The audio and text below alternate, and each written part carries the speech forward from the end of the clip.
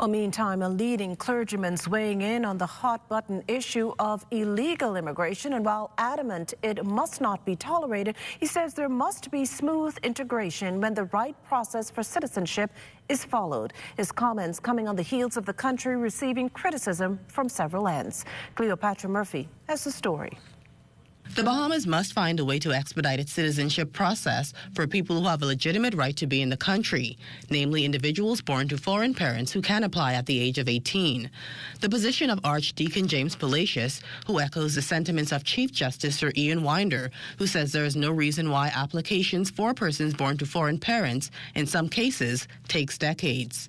He reasons that too many people live off the state until they are 18. As soon as they get 18, in some cases, we discriminate against them.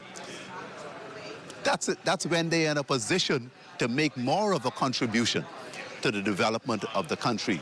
And that's when sometimes they flee, they go to Miami, they go elsewhere. You'd be surprised, probably not be, how many persons of Haitian extract who are abroad living and contributing a good bit of what we have paid for in them.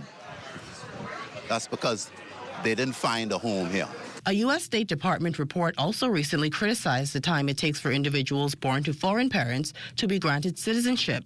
But Minister of Labor and Immigration, the Honorable Keith Bell, has defended that officials will not sacrifice due diligence to speed up the process, highlighting the number of fraudulent documents presented. It is too slow to the extent that you probably need to mobilize more people in that area, whether it's in intelligence, whether it's in investigation.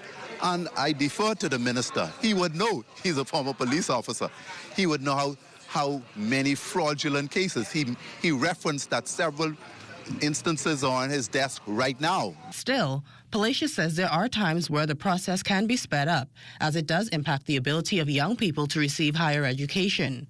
The religious leader is also weighing in on government's plans to demolish shantytowns after the Supreme Court lifted the shantytown injunction on February 10th, insisting it's a fundamental issue of compliance with the law that shantytown dwellers have violated and government is within its rights. However, I think in all things, we have to consider not only that there is a legal component, but there's a humane component. We're dealing here with human beings, regardless of their nationality, regardless of their status. We must be humane, even in the execution of the law and the permission given by the courts to demolish. Even considering that, Palacious says Bahamians must acknowledge the need for a non-Bahamian component of the workforce, and that component largely consists of Haitian nationals. Still, he insists there must be an orderly process of integrating legal migrants into the country's economic development. We cannot do it alone. No use you fool yourself. I don't care how smart you are.